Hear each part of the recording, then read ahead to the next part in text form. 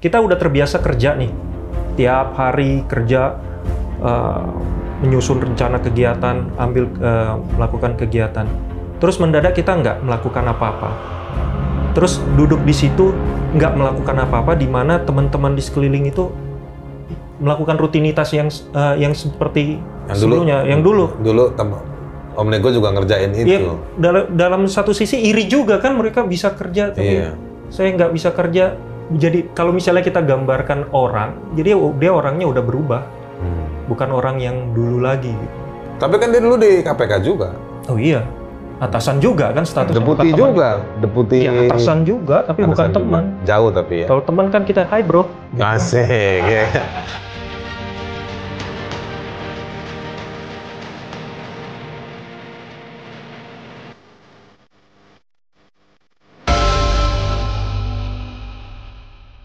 Halo orang-orang baik sekalian, kita ketemu lagi di Knalpot, kanal podcast untuk orang-orang terpinggirkan.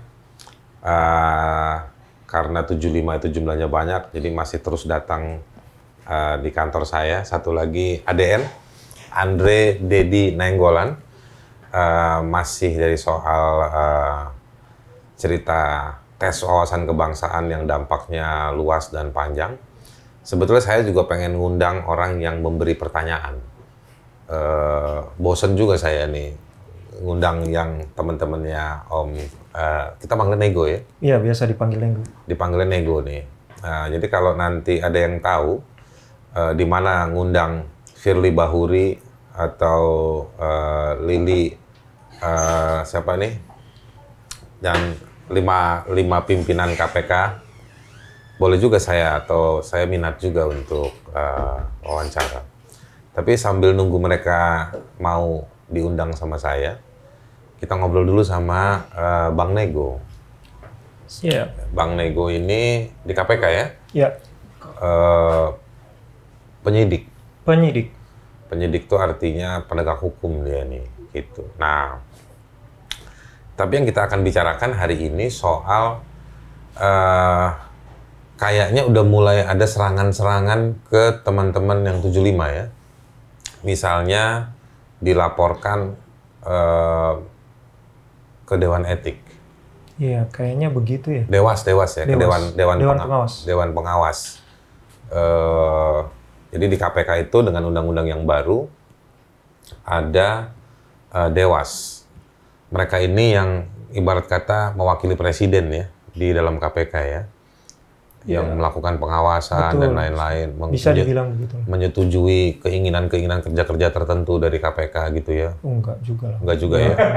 Enggak begitu itu ya? Itu urusan, intinya kalau ada pegawai atau pimpinan yang melanggar etik, ya mereka jadi mereka yang hakimnya lah. Mereka tempat melapor ya? Iya. Lapor ke dia, mereka yang periksa, mereka yang menghakimi? Semuanya. Jadi Dewas itu semua ya? Iya, semuanya. Baik. Udah ada ya teman-teman itu dilaporkan ke sana ya? Ada sejak awal Dewas terbentuk udah ada beberapa. Gara-gara soal 75 ini?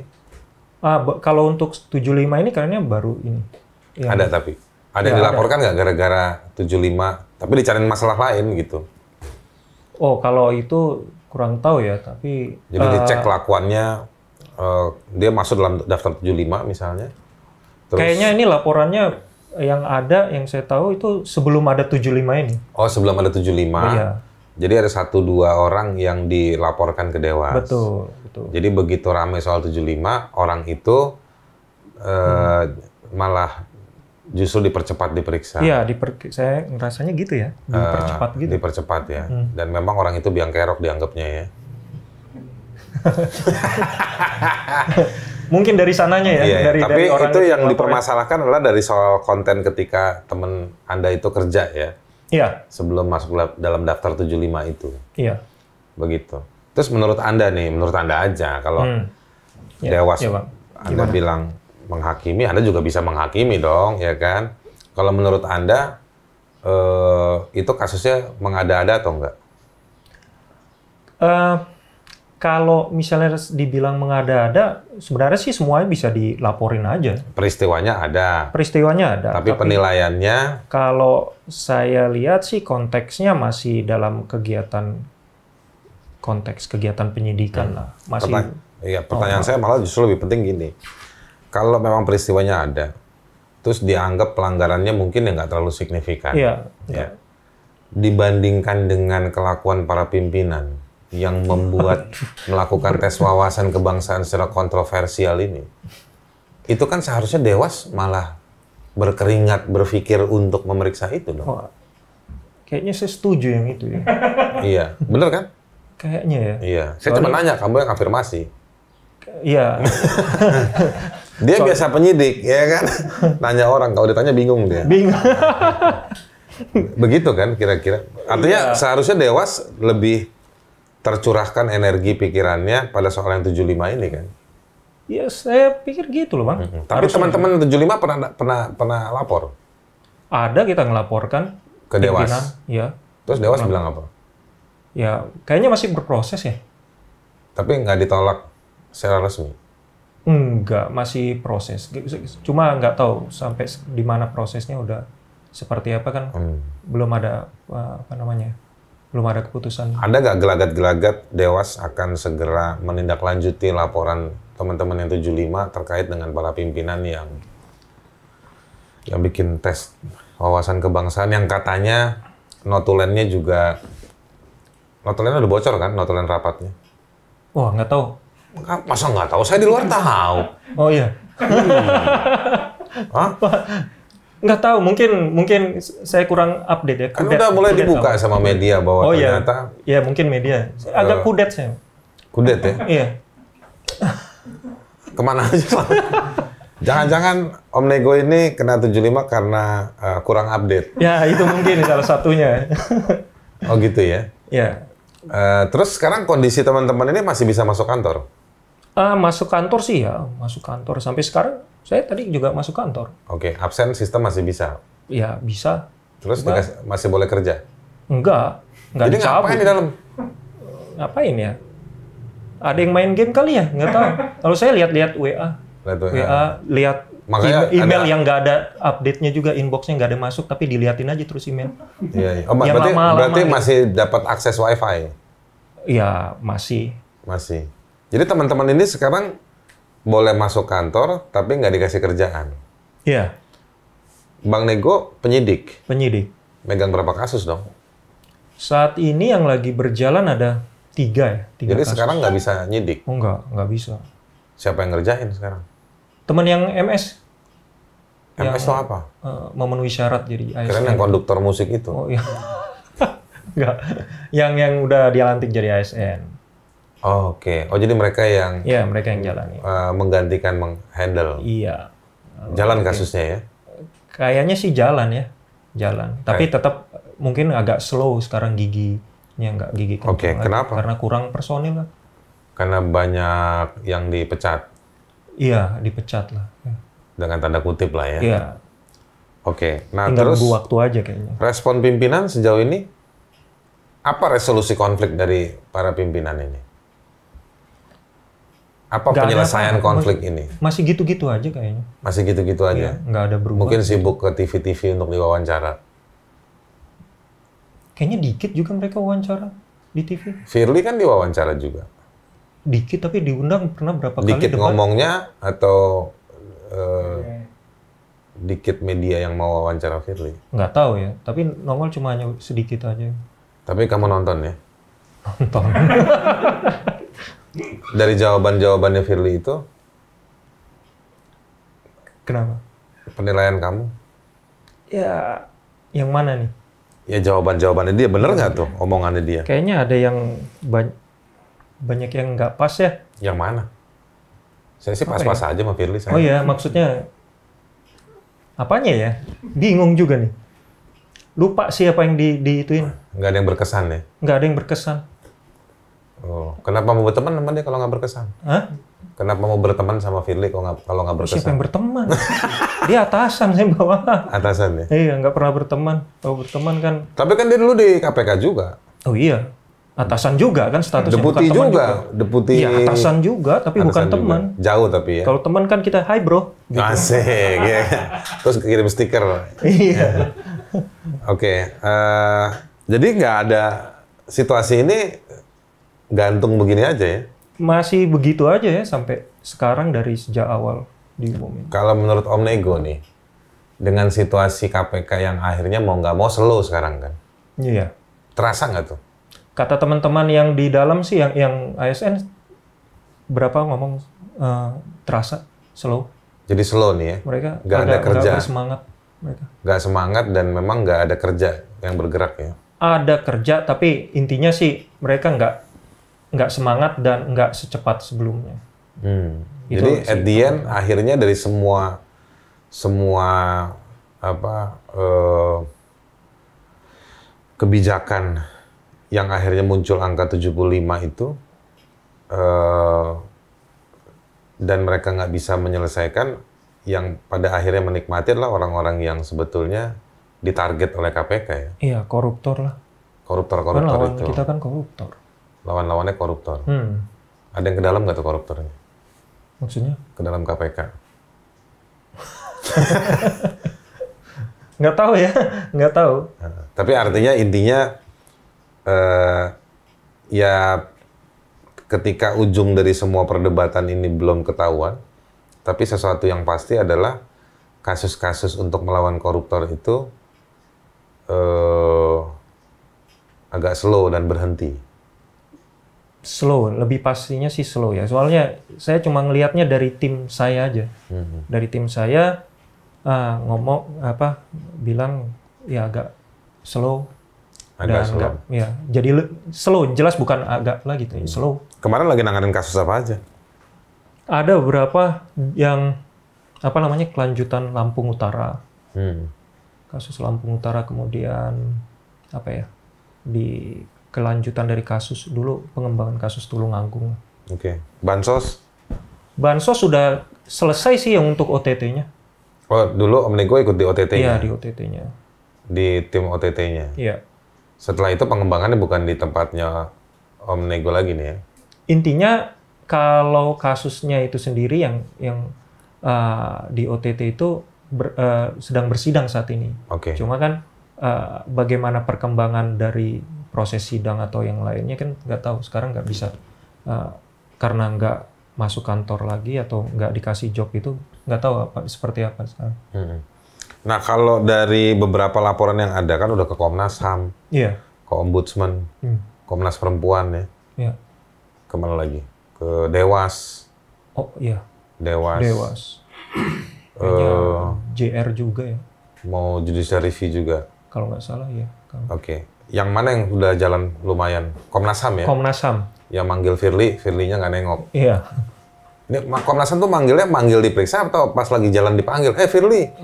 Terus Firly nggak nengok, dipanggilnya gimana? Enggak, bukan kayak di pasar gitu kan. Enggak lah. Gitu. Panggil lah. Panggil nggak datang ya? Panggil nggak datang. Mungkin Firly lagi beli kue putu. Soalnya tukang putu ya. Iya kan? Nah, itu dia. Ini bukan pelabuhan, tapi emang kue putu. Oh iya.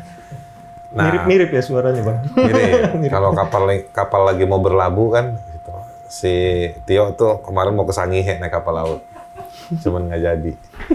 Nah, tadi mau ngomong apa sih ya? Oh, manggil Firly ya? Iya. Belum datang dia ya? Infonya gitu sih. Belum datang. Tapi Komnas HAM tuh punya ini loh, punya kewenangan untuk panggil paksa. Oh iya? Iya. Maksud saya teman-teman bisa datang ke Komnas HAM. Oh minta itu? Minta kalau misalnya saksi dipanggil nggak mau datang ya bisa menggunakan kewenangan panggil paksanya itu. Tapi baca berita katanya mau hadir juga kok nanti. Iyalah, saya yakin Firly hadir lah. Besok ya? Ya kan, masa pemain badminton dipanggil Komnas HAM takut, nggak sportif. Tenis ya. Badminton juga katanya. Oh gitu. Iya. Tenis. Tenis juga ya. Ya pokoknya yang pakai raket loh olahraganya. Mungkin pingpong juga iya. Ikut tim Davis. Dia temannya Sisipas. Tahu Sisipas nggak? Enggak. Yang juara 2 Perancis Open. Oh, nggak tahu. Kejuaraan. Oke lah, kita nggak usah ngomongin itu lah. Nah, saya sekarang mau balik ke potensi-potensi atau bentuk-bentuk serangan terhadap teman-teman yang 75 ini. Iya. Kan dibikin status quo. Menurut saya status quo itu salah satu cara melemahkan. Oke. Yang kedua ada yang mungkin diproses di Dewas tadi itu ya. Iya. Yang ketiga apa namanya fitnah Taliban dan Saliban masih jalan ya. Iya kayaknya ya, masih aja, soalnya masyarakat masih ada mikir gitu kayaknya. Iya, saya masih ketemu juga masyarakat yang masih nanya, itu kan Taliban, apa betul mereka Taliban atau kelompok radikal kayak gitu-gitu. Nah ini semua nih masih terjadi ya sampai sekarang ya. Masih. Dan apa namanya tadi yang ingin saya tekankan, apakah ini ada ujungnya, apa ada ketemu, misalnya istana. Presiden kan tinggal bolak-balik pidato korupsi ini penting untuk ditangani dan lain-lain.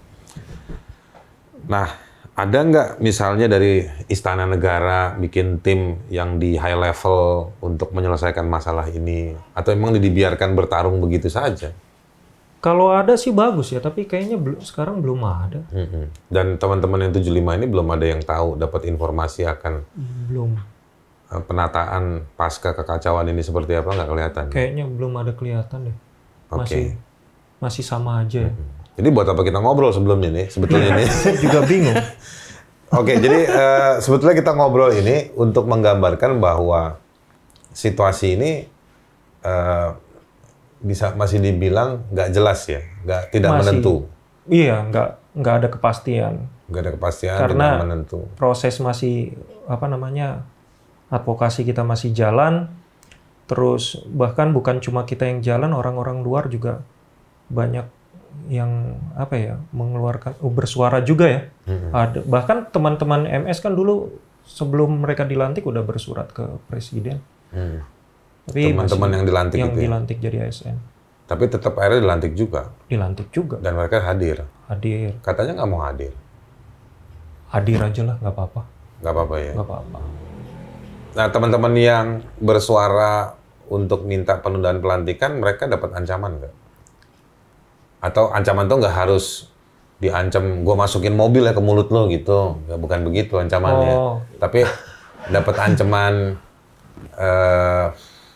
ancaman pasif kan juga bisa. Oh iya. Nggak dikasih job, nggak diajak rapat. Kalau dengar dari teman-teman sih, pernah ada yang bilang, ya kalau nggak hadir ya nggak dilantik. Nanti dan kalau nggak dilantik nggak jadi kali. Nggak dapat bonus. Nggak tahu, nggak dapat apa lanjutannya, nggak tahu deh. Tapi ada lah ya. Ada kali. Turunan-turunan intimidasi halus birokratisnya tuh ada ya. Kayaknya ya. Iya. Harus dicek lagi tuh sama mereka. Tapi gimana sih suasana dalam kantor sekarang itu? Nah, suasana dalam Maksudnya kantor. orang masih ngetik-ngetik itu masih. Itu pasti ya. Cuma saya karena dinonjobkan jarang. Jadi jarang ikut. Nggak enak juga mereka kerja, saya nggak kerja kan kayaknya magabut ya. Tapi jadi punya kubikel, punya tempat. Ada kubikel. Tiap hari masih ke situ. Masih sehat sama kursi. Enggak milih di tempat itulah, kami ngumpul aja lah untuk membahas apa yang perlu kita perjuangkan. Yang 75 ini. Oh gitu ya? Iya. Memilih daripada gini loh, gambarannya. Kita udah terbiasa kerja nih. Tiap hari kerja, menyusun rencana kegiatan, melakukan kegiatan. Terus mendadak kita nggak melakukan apa-apa.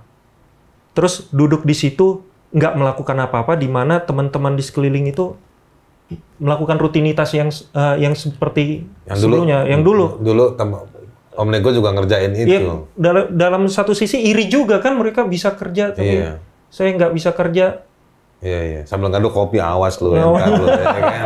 Nanti kalau gua udah menang nih ya kan gitu. Oh jadi suasana jadi nggak enak ya? Nggak enak, nggak nyaman aja. Iya. Tapi nggak hadir juga bisa jadi bencana. Ya kita milih hadir di iya, karena biasanya nanti kalau nggak hadir itu nanti malah jadiin alat sama pihak lain yang lagi berkonflik kan. Betul, bisa. Jadi ini instrumen untuk mecat kan. Betul. Percepatan gitu. Tapi ya meskipun mereka kerja, tapi ya suasana udah nggak seperti dulu ya. Oh nggak seperti dulu, nggak kayak lagu itu. Engkau masih seperti yang dulu. Masih. Biarpun misalnya pimpinannya baru, tapi kan namanya orang orang kantoran itu ya biasa berinteraksi kan. Iya. Interaksi itu kan nggak harus ngobrol, tapi Betul. dia tahu bahwa tim sana lagi kerja, kita Iya. lagi kerja. Iya. Jadi kadang-kadang balapan, adu balap Oh, untuk iya. berprestasi Iya. gitu. Kayak sok-sokan kita paling kerja dibanding yang lain. Iya. Tapi sekarang udah nggak begitu lagi ya. Kayaknya nggak gitu ya. Oke. Ya secara pribadi sih ya nggak enak aja teman kerja. Ya kayak tadi tuh. Teman kerja, kita bengong, cuma apa, kopi. Nah, terus di level-level pimpinan yang menengah gitu, yang struktural gitu, ada inisiasi-inisiasi tertentu nggak untuk mencairkan suasana gitu? Mungkin mereka pada situasi dilema juga ya, dilematis gitu. Takut Ya. juga dibaca sama pimpinan serba salah. Ya karena mereka pada middle management gitu kan, di atas. Tapi ada komunikasi teman-teman yang di apa namanya PHP ini semua 75 ini sama pimpinan-pimpinannya yang secara struktural itu ada komunikasi itu tetap terjadi kan? Bukan komunikasi dalam rangka untuk kepentingan kerja, tapi ya komunikasi untuk secara psikologis nih masalah ini nih kayak gimana gitu. Nah itu yang kita coba berkomunikasi, kayaknya kita seperti nggak dapat kesempatan ya. Oh, di level pimpinan menengah juga. Oh, kalau menengah mungkin ada yang itu, tapi kalau kepimpinan Yang 5 orang itu. Iya, kayaknya Kalau yang 5 orang itu nggak pernah ada dialog sama teman-teman. enggak ya. Gufron tuh lucu loh. Nggak ada. Enggak, kayaknya enggak. Mungkin ada beberapa rekan-rekan yang 75 karena udah ada kedekatan personal ya, mungkin bisa berkomunikasi. Kalau Di saya beberapa kan media mereka 1-2 ada yang bilang mereka udah komunikasi sama pegawai yang 75 ini. enggak semua lah. Buktinya saya enggak. Tino enggak. Tino enggak ya. Jadi beberapa emang nggak diajak dialog juga ya. Enggak. Ya itu berarti personal aja. Iya, kayaknya sih saya lihat personal aja. Oke. Dugaan Om Nego ke depannya akan seperti apa? Wah, bukan fortune teller ya, nggak bisa. Nggak, ini bukan soal dugaan dalam artian mempresentasikan hasil temuan-temuan penyidikan, maka ujungnya nanti akan seperti ini, enggak. Tapi yang Om Nego rasakan kira-kira nih, dugaannya Om Nego ini rasakan, dugaan, ya kan, coba apa namanya membayangkan ini ke depan ini akan seperti apa ini gelagatnya. Ya mungkin ini 75 ini awalan aja ya. Awalan dari Genocide. koruptor fight back berikutnya lah. Mungkin setelah 75, asumsikanlah 75 ini benar-benar udah hilang lah. Yang berikutnya yang orang-orang Berarti nanti bakal ada produk-produk yang bisa jadi menguntungkan para koruptor. Oh ya, bisa jadi. Mungkin bentuknya bukan memecat 75 atau memecat pegawai lagi, tapi bentuknya produknya lain nanti Iya, ya? bisa jadi. Oke. Segala kemungkinan bisa aja terjadi. Kenapa Om Nego menganggap bahwa ini koruptor fight back? Ya salah satunya inilah ya.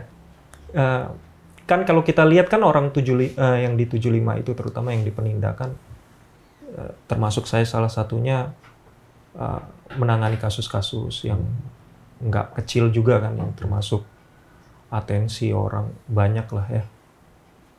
Dan ini juga kejadian-kejadian gini kan nggak cuma sekali dua kali, udah sering. Cuma metodenya, modelnya udah agak beda sekarang seperti ini mungkin. Akhirnya yang 75 disingkirkan. Ya mungkin kelihatan sih setiap ada kasus seperti kayak berulang aja. Yang ke depan itu akan lebih besar nggak? Nah itu dia, tergantung besarnya. Kalau Bukan misalnya soal pemecatan ya, tapi begitu ada kejadian, wah gila nih gitu. bisa aja terjadi. Mungkin bukan, iya nggak belum ada terbayang lah seperti apa, tapi bisa terjadi. Yang dibilang koruptor fight back tadi itu, Iya.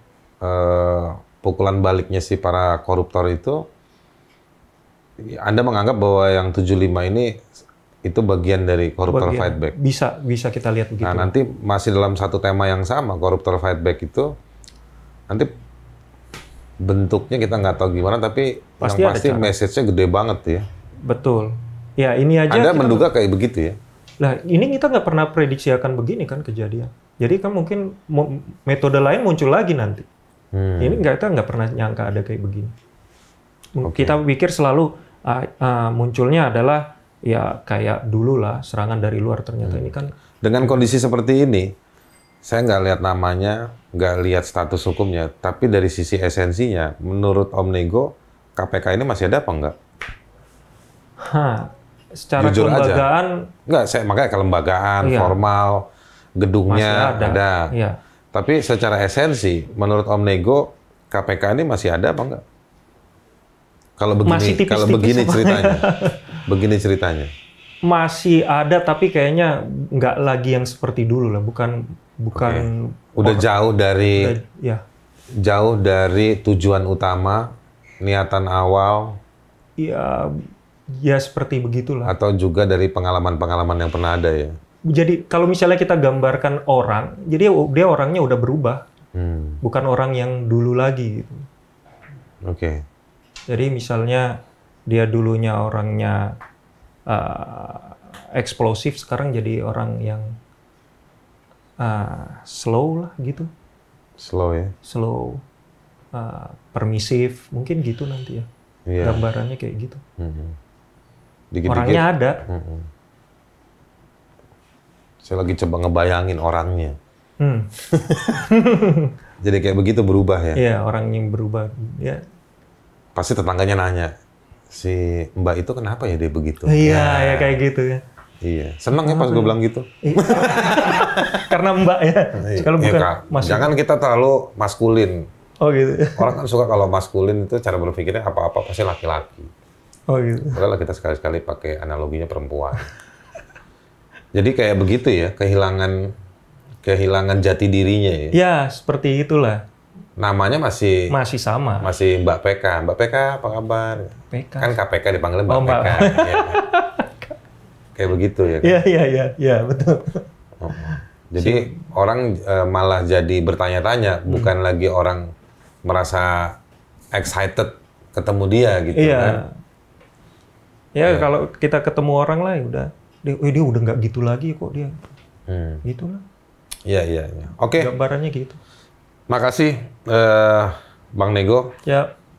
Orang-orang baik sekalian, di dalam hak asasi manusia itu ada teori. Dulu waktu saya belajar HAM itu kita pernah diajarin soal teori segitiga, double segitiga. Yang satu segitiganya permanen, satu lagi segitiganya dia relatif. Yang permanen itu menempatkan 3 faktor. Satu faktor namanya pembela, korban, dan penjahat. Pembela itu artinya orang yang berjuang melawan kejahatan. Kejahatan itu ada aktornya dan ada korbannya. 3. Nah, ada lagi satu segitiga yang dia bisa bergerak. Dia menempatkan fakta-fakta. Ada satu situasi di mana si A adalah pembela, si B adalah penjahat, si C adalah si korban. Tapi pada situasi yang lain, si pembela bisa menjadi korban, si penjahat bisa menjadi korban, yang dulu membela bisa menjadi penjahat. Artinya situasi itu bisa merubah. Situasi itu bisa merubah posisi seseorang. Om Nego ini, Andre Dedi Nainggolan, bertahun-tahun dia adalah orang yang bekerja dalam satu sistem yang berusaha membongkar kejahatan atau membela keadilan lewat KPK itu ya. Iya. Situasinya hari ini Om Dedi dia bisa dibilang sebagai korban dari kebijakan di dalam institusinya. Ya, ada yang bilang bahwa ini ada kaitannya di luar dan lain-lain. Tetapi Om Dedi jadi korban hari ini. Nah, makanya Anda yang merasa lemah, bisa jadi Anda suatu hari adalah, kalau Anda berjuang terus-terusan untuk melawan kelemahan Anda akan kembali justru Anda akan menjadi pembela. Anda udah nggak jadi korban lagi. Anda nggak butuh bantuan lagi karena Anda udah ketahuan Anda adalah seorang yang gigih berjuang. Nah, berjuang itu nggak harus di tempat formal, bisa juga di tempat-tempat yang non formal. Anda bisa mengimajinasikannya bersama komunitas atau teman-teman lain. Tetapi situasi itu bisa berubah. dan itu tergantung pada kasusnya, situasinya, atau kejahatannya, atau apapun yang bisa merubah itu semua. Ini cerita satu lagi soal tes wawasan kebangsaan yang masih sampai di sini saya masih dapat cerita belum ada kejelasan. Mudah-mudahan video ini bisa dilihat oleh orang-orang yang pro pada tes wawasan kebangsaan, para pimpinan, karena saya pengen sekali ngobrol sama mereka sambil makan donat, selain adu balap atau mungkin keker-kekeran dari lubang donat. Saya akan banyak bertanya apa solusi bagi mereka dari situasi ini. Mungkin kira-kira begitu, atau Om Nego masih ada yang mau disampaikan? Kayaknya nggak ada. Sampaikan aja, nggak apa-apa. Apa ya? I'll be back, misalnya kayak gitu. Hah? Kayak Terminator. Iya dong, ya kan. Udahlah, I'll be back. I'll be back. Iya dong, harus semangat seperti itu. Oh ya. iya, tetap Oke, orang-orang baik sekalian, terima kasih. Kita akan ketemu di acara Knalpot berikutnya, kanal podcast untuk orang-orang terpinggirkan. Sampai ketemu lagi. Oke, Bos. semangat.